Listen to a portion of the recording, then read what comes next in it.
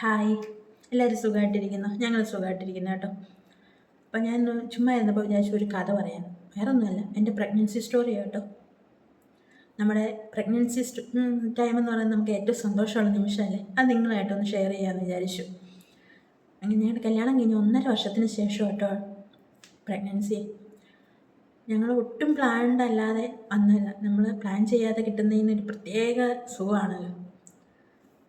അങ്ങനെ ഞങ്ങൾ ജമ്മുവിൽ വർക്ക് ചെയ്ത സമയത്തായിരുന്നു കേട്ടോ പ്രഗ്നൻസി. എൻ്റെ ഡേറ്റ് മാറിയിട്ട് പോലും ഞാൻ പ്രഗ്നൻ്റ് ആണെന്നുള്ള ഒരു ഇതേ ഉണ്ടായിരുന്നില്ല. ഞാൻ എൻ്റെ ഒരു ഫ്രണ്ടിനോട് പറഞ്ഞപ്പോൾ അവൾ പറഞ്ഞ് ചെക്ക് ചെയ്ത് നോക്കാൻ പറഞ്ഞു. എനിക്ക് ആ ടൈമിൽ ഭയങ്കര വിശപ്പ്, എന്ത് കഴിച്ചാലും എനിക്ക് വിശപ്പായിരുന്നു. പിന്നെ കഴിക്കണം എന്നൊരു മാത്രമാണ്. അങ്ങനെ നന്ദുവിനോട് പറഞ്ഞു, നന്ദു എനിക്ക് ഭയങ്കര വിശപ്പാണ്, എനിക്ക് എന്താണെന്നറിയില്ല. ഞങ്ങളുടെ പ്രിൻസിപ്പൽ സാർ ഞങ്ങളോട് ചുമ്മാ കളിയാക്കി ചോദിച്ചു, എന്താ വല്ല ഒപ്പിച്ച് വെച്ചിട്ടാണോ എന്ന് ചോദിച്ചു. അല്ലെന്ന് പറഞ്ഞു. ഇത് ടെസ്റ്റ് ചെയ്യുന്നതിന് തലേന്ന് പോലും ഞാൻ ഭയങ്കര ഷട്ടിൽ കളിയൊക്കെ ആയിരുന്നു കേട്ടോ. അഞ്ജലി ആണ് അവിടുത്തെ എൻ്റെ ഫ്രണ്ടാണ്. അവളാണ് എനിക്ക് പ്രഗ്നൻസി കിറ്റ് പോലും വാങ്ങി തന്നത്. കാരണം പ്രഗ്നൻ്റ് ആണെന്നുള്ളൊരു ചിന്തയെ എനിക്കുണ്ടായിരുന്നില്ല. അവൾ എനിക്ക് പ്രഗ്നൻസി കിറ്റ് വാങ്ങി തന്നു. ഞാൻ ആ ടെസ്റ്റ് ചെയ്തപ്പോൾ പോസിറ്റീവ്. സന്തോഷമാണോ സങ്കടമാണോ എന്താണെന്ന് എനിക്ക് പറഞ്ഞറിയിക്കാൻ പറ്റാത്ത അത്രയും ആ ഒരു ഫീലിങ് എന്താണെന്ന് എനിക്കറിയില്ല പറയാൻ. അങ്ങനെ ഞാൻ നന്ദുവിനോട് പറഞ്ഞു. നന്ദുവിന് ഭയങ്കര സന്തോഷം. നന്ദുവിനെ കെട്ടിപ്പിടിക്കുകയൊക്കെ ചെയ്തു. പിന്നെ നമ്മുടെ കൂടെ ഉണ്ടായിരുന്ന ഒരു മലയാളി ഫാമിലിയോട് പറഞ്ഞു. എല്ലാവർക്കും ഭയങ്കര സന്തോഷം. നാട്ടിലേക്ക് വിളിച്ചു പറഞ്ഞു. എല്ലാവരും ഫ്രണ്ട്സ്, വീട്ടുകാർ എല്ലാവർക്കും ഭയങ്കര സന്തോഷമായി. അങ്ങനെ ഞങ്ങൾ ഇങ്ങനെ പോയിക്കൊണ്ടിരുന്നൊരു അവിടെ തന്നെ ഹോസ്പിറ്റലിൽ പോയി. അവിടെ ഹോസ്പിറ്റലിൽ പോകാനായിട്ട് അഞ്ജലിയുടെ ഹസ്ബൻഡും പിന്നെ നമ്മുടെ കൂടെ ഉണ്ടായിരുന്ന ഒരു മലയാളി ഫാമിലി, സാറും വൈഫും, ഞങ്ങളെല്ലാവരും കൂടെ ഹോസ്പിറ്റലിൽ പോയത്. അവർ അവിടുത്തെ സഹായങ്ങളെല്ലാം ചെയ്തു തന്ന അഞ്ജലിയും ഹസ്ബൻഡും കൂടെ കേട്ടോ. അത് കഴിഞ്ഞ് ഒരു 3-3.5 മാസം കഴിഞ്ഞപ്പോഴത്തേക്കും ഞങ്ങൾ പ്രതീക്ഷിക്കാത്തൊരു അതിഥി ഞങ്ങളിലേക്ക് വന്നു. അതൊരു ചിക്കൻ ബോക്സ് ആയിരുന്നു കേട്ടോ. നന്ദുവിന് സ്കൂളിൽ നിന്ന് കിട്ടിയതാണ്. നന്ദുവിന് ഒരു 6-7 ദിവസം അത് പനിയായിരുന്നു. അന്നേരം എല്ലാവരും പറഞ്ഞു, നീ അവിടെ നിന്ന് മാറി നിൽക്കുക, അവൾ പ്രഗ്നൻ്റ് ആണ്, അവൾക്കും വരും, നിങ്ങൾ മാറി നിൽക്കുക. പക്ഷേ വണ്ടിയുടെ സ്ഥലമായതുകൊണ്ട് ഇത്രയും ദൂരത്ത് നമ്മൾ അങ്ങോട്ട് ഞങ്ങൾ തന്നെ ഉണ്ടായിരുന്നുള്ളൂ. അങ്ങോട്ടും ഇങ്ങോട്ടും മാറി നിന്ന് ഞങ്ങൾക്ക് തന്നെ നന്ദുവിനെ നോക്കാൻ വേറെ ആരുമില്ല, എൻ്റെ അടുത്തും വേറെ ആരുമില്ല. ഞങ്ങൾക്ക് പിന്നെ ടെൻഷനാകും. അതുകൊണ്ട് പിന്നെ ഞങ്ങൾ ഒന്നിച്ച് തന്നെ ഒരിടത്ത് തന്നെ നിന്നു കേട്ടോ. 6-7 ദിവസം കഴിഞ്ഞപ്പോൾ നന്ദുവിൻ്റെ പനിയൊക്കെ മാറി. അത് കഴിഞ്ഞ് ഒരു 3-4 ദിവസം കഴിഞ്ഞപ്പോഴത്തേക്ക് എൻ്റെ ശരീരത്തിൽ ഓരോന്നൊക്കെ വന്നു തുടങ്ങി. ഞാൻ പ്രഗ്നൻ്റ് ആയതുകൊണ്ട് തന്നെ എനിക്ക് മരുന്നൊന്നും കഴിക്കാൻ പറ്റത്തില്ല. അങ്ങനെ ഹോസ്പിറ്റലിൽ ചെന്നപ്പോൾ ഡോക്ടർ പറഞ്ഞു കുഴപ്പമൊന്നും ഉണ്ടാവില്ല. നമ്മുടെ മലയാളികളുടെ ഒരു ഇതിൽ പ്രഗ്നൻസിയിൽ ചിക്കൻ പോക്സ് വന്നു കഴിഞ്ഞാൽ കുഞ്ഞിന് വൈകല്യങ്ങൾ ഉണ്ടാകും, അങ്ങനെയാണ് നമ്മൾ കേട്ടും അറിഞ്ഞത്. അത് തന്നെ ഞങ്ങളുടെ ഉള്ളിലുണ്ടായിരുന്നതുകൊണ്ട് ഞങ്ങൾക്ക് അതിന് നല്ല പേടിയായിരുന്നു. ഞാൻ കരഞ്ഞുകൊണ്ട് നന്ദുവിനോട് പറഞ്ഞു, നന്ദു എനിക്ക് കുഞ്ഞിനെ വേണം, എനിക്ക് ഇതില്ലാതെ പറ്റില്ല, എനിക്ക് കുഞ്ഞിനെ എന്തായാലും എനിക്ക് വേണം എന്ന് പറഞ്ഞു. നാട്ടിൽ ഒരു സിസ്റ്റർ, ഹെൽത്തിലെ സിസ്റ്ററെ വിളിച്ചിട്ട് ഞാൻ കരഞ്ഞുകൊണ്ട് പറഞ്ഞു, സിസ്റ്ററെ എനിക്കിങ്ങനെയാണ് ചിക്കൻ ബോക്സ് വന്നു, എനിക്ക് എൻ്റെ കുഞ്ഞിനെ വേണം. മോനെ നീ കരയേണ്ടത്, കുഞ്ഞിനൊന്നും വരില്ല എന്ന് പറഞ്ഞു. എന്തോ അറിയാവുന്ന ഒരു ഡോക്ടറെ വിളിച്ച് ചോദിച്ചു. പുള്ളി പറഞ്ഞു ഒരു കുഴപ്പം ഉണ്ടാവില്ല, പ്രഗ്നൻസിയിൽ ചിക്കൻ ബോക്സ് വന്നു പക്ഷെ ഒന്നും ഉണ്ടാവില്ല എന്ന് പറഞ്ഞു. എന്നാലും നമ്മുടെ ഉള്ളിൽ പേടിയാണ്. പക്ഷേ വേറെ ചിലർ പറഞ്ഞ് പേടിപ്പിച്ചു, കുഞ്ഞിന് എന്തെങ്കിലും വൈകല്യങ്ങളുണ്ടാവും, ഇതിങ്ങനെ കളയോ എന്ന് പറഞ്ഞവർ വരെ ഉണ്ട്. പക്ഷേ നന്ദുവിൻ്റെ ഒരു ഫ്രണ്ടാണെങ്കിലും പറഞ്ഞു, എടാ നിനക്കിത് നോക്കാൻ പറ്റുമെങ്കിൽ നീ ധൈര്യമായിട്ട് മുന്നോട്ട് പോയിക്കോളാൻ പറഞ്ഞ് നമ്മളെ സപ്പോർട്ട് ചെയ്തവരുണ്ട്. അവിടെയുള്ളവർ എല്ലാവരും പറഞ്ഞു അങ്ങനെ ഒന്നും ഉണ്ടാവില്ല, ധൈര്യമായിട്ട് പൊക്കോ മുന്നോട്ടെന്ന് പറഞ്ഞു. അങ്ങനെ മരുന്ന് കഴിക്കാൻ പറ്റാത്തില്ലാത്തതുകൊണ്ട് എന്നിട്ട് ഒരു 7 ദിവസമൊക്കെ ആയപ്പോഴത്തേക്കും 7 ദിവസത്തിൽ സാധാരണ ചിക്കൻ ബോക്സ് മാറുമെന്ന് പറയും. പക്ഷേ 7 ദിവസമൊക്കെ ആയപ്പോഴത്തേക്കും എൻ്റെ ശരീരത്തിൽ നിറച്ചായി. എൻ്റെ മുഖത്തൊന്നും കാണാൻ പറ്റത്തില്ലാത്ത അത്രയും കുരുക്കളുണ്ടായിരുന്നു എൻ്റെ ദേഹത്ത്. അങ്ങനെ ഹോസ്പിറ്റലിൽ ചെന്ന് എൻ്റെ അവസ്ഥ കണ്ടിട്ടാണ് ഡോക്ടർ എനിക്ക് ലാസ്റ്റ് മരുന്ന് തന്നു. ഒരു ഇഞ്ചക്ഷനും എടുത്തു, പിന്നെ ഗുളികകളും തന്നു. കറക്റ്റ് 14 ദിവസം എനിക്ക് ചിക്കൻ ബോക്സ് തന്നു. ആ ചിക്കൻ ബോക്സിൽ ഭയങ്കര വേദന എനിക്ക് യൂറിൻ പാസ് ചെയ്യാൻ പറ്റില്ല, നീറ്റിലും പോച്ചിലും വേദനയും, പിന്നെ എൻ്റെ ചെസ്റ്റിലും വേദന വന്നിട്ട് 14 രാത്രികൾ ഞാൻ ഉറങ്ങിയിട്ടില്ല. കരഞ്ഞുകൊണ്ട് നേരം വെളുപ്പിച്ചിട്ടുണ്ട്. അത്ര വലിയ വായിൽ കിടന്ന് കരയും.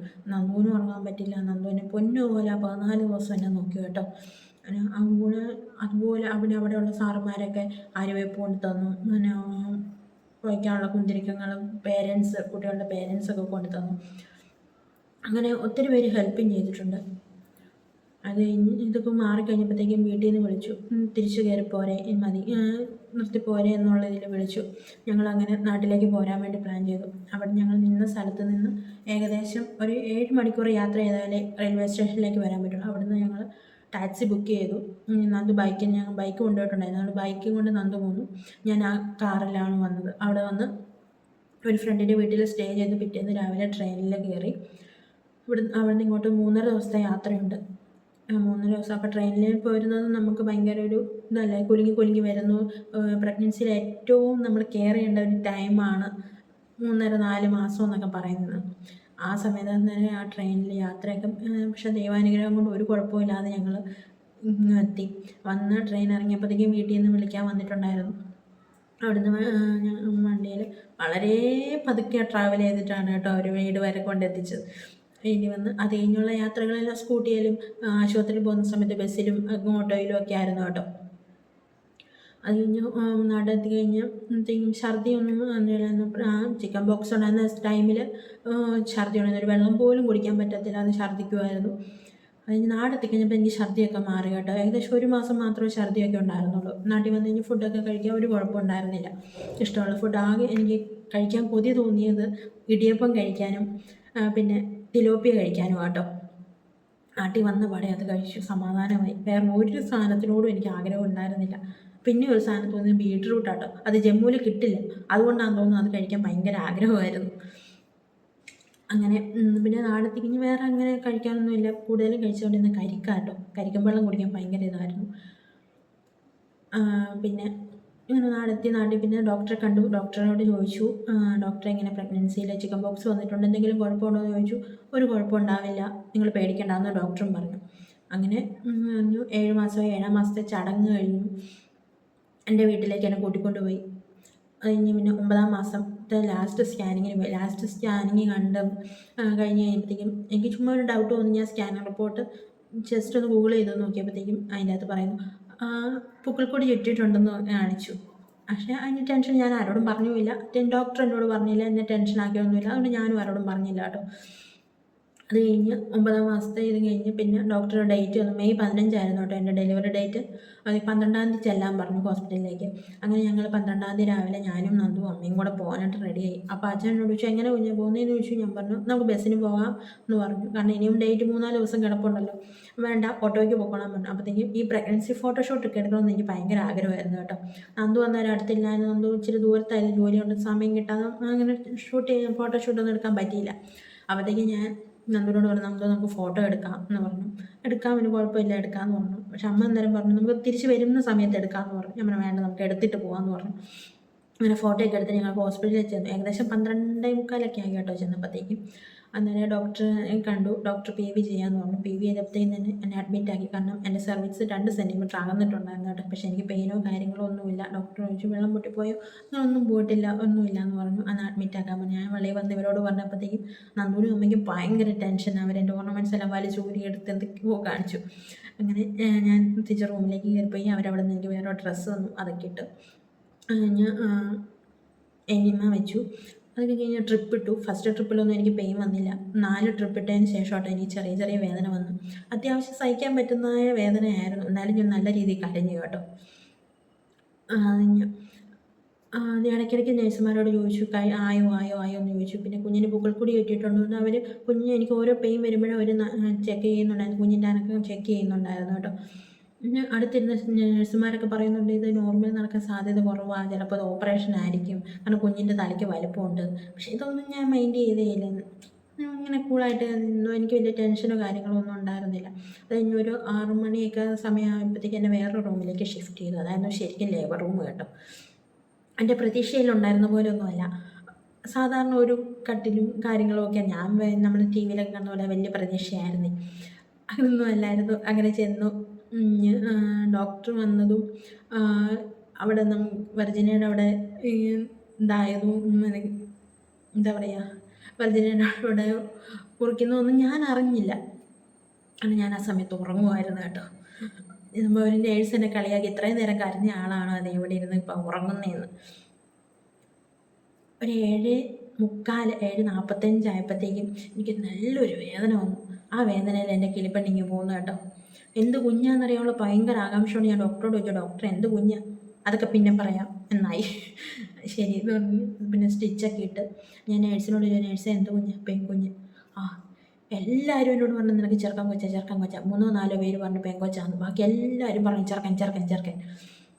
എൻ്റെ ഉള്ളിൽ എനിക്ക് പെങ്കുഞ്ഞായിരുന്നു കേട്ടോ. നന്ദുവിന് ഇഷ്ടം ചെറുക്കൻ കൊച്ചിനെയായിരുന്നു.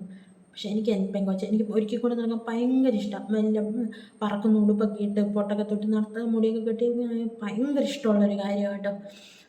അതുകൊണ്ട് ഞാൻ ആഗ്രഹിച്ച പോലെ ഒരു പെൺകുഞ്ഞെന്ന് പറഞ്ഞപ്പോൾ എനിക്ക് ഭയങ്കര സന്തോഷമായി. പിന്നെ ഉള്ളിലൊരു പേടി, ചിക്കൻ ബോക്സ് വന്ന കുഞ്ഞിന് എന്തെങ്കിലും വന്നതാണോ എന്നുള്ളൊരു പേടിയുണ്ടായിരുന്നു. നേഴ്സ് അവളെ എൻ്റെ അടുത്ത് കൊണ്ടുവന്ന് ഞാൻ അവൾക്ക് നിറകയിൽ ഒരു ഉമ്മയൊക്കെ കൊടുത്ത് അവളെ മൊത്തത്തിൽ ഒന്ന് നോക്കി, എന്തെങ്കിലും കുഴപ്പമുണ്ടോ ഭഗവാനെന്ന്. ഒരു കുഴപ്പമില്ല, സുന്ദരി കുഞ്ഞാവേനെ എനിക്ക് ദൈവം തന്നു കേട്ടോ.